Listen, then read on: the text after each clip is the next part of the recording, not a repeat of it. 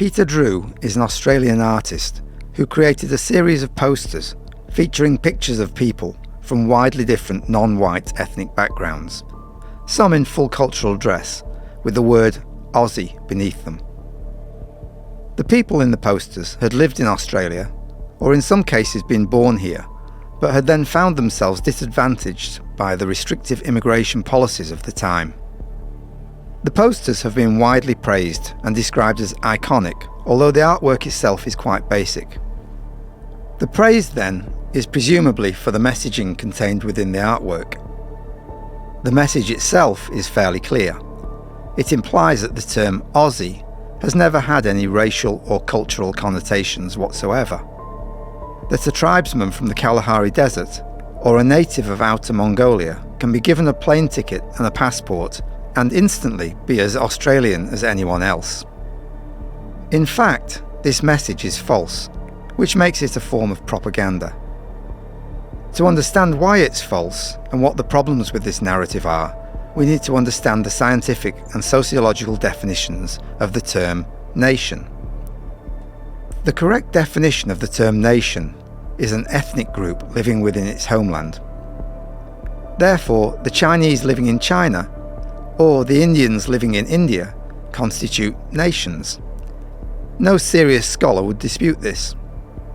Since long before Federation in 1900, the British people created the Australian nation, which at the time of Federation was made up of around 96% indigenous British stock, with the rest being mostly indigenous Australians. It would remain that way until the 1970s. Post-World War II, there was some migration from elsewhere in Europe, and small numbers of non-Europeans had arrived early on for specific tasks such as camel driving or gold mining.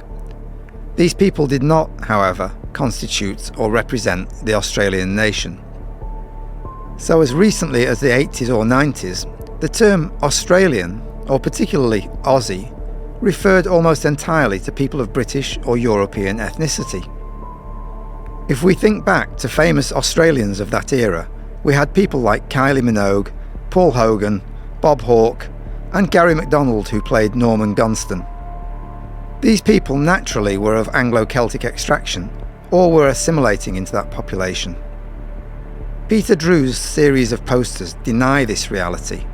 They convey an impression that the Australian nation never really existed as an ethnic identity, that it was always an ethnic melting pot in which the traditional Anglo-Celtic Australians did not play the leading role.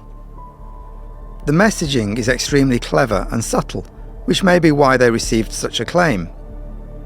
The reality, which these posters seek to obscure, is that Australia's core identity was Anglo-Celtic for most of the last 2.5 centuries, both culturally and demographically.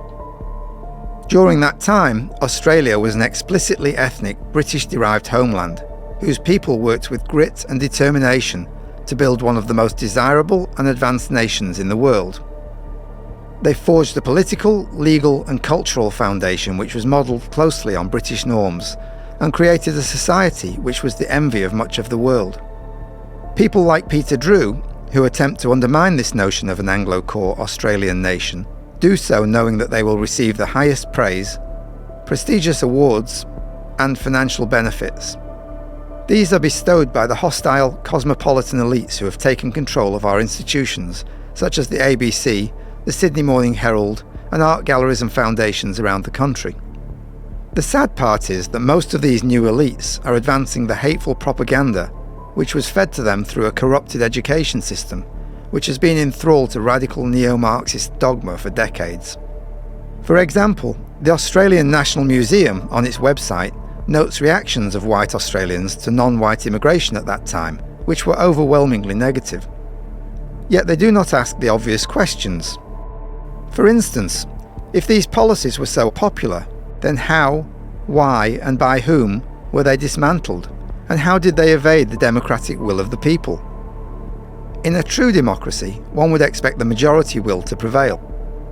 They also fail to note that many non-white nations still run racially restrictive immigration policies, but do not criticise these nations for racist attitudes.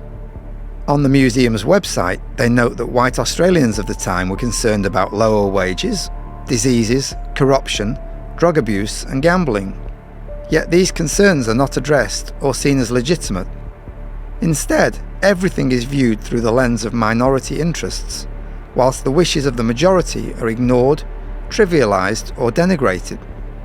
Why is everything always viewed from the perspective of minorities? In the 21st century, the Chinese can still have and feel proud of the Chinese nation. The Indians can still have and feel proud of the Indian nation. So why can't Australians have and feel proud of their own Australian nation? It's because, until recently, Anglo-Celtic and European Australians had no one to advocate for their interests and to defend the nation. We all assumed that the government was doing that. It wasn't. Our government was captured decades ago by people who hate our guts. The only organisation which has the intellectual firepower to win this battle is the British Australian community. Join us, now.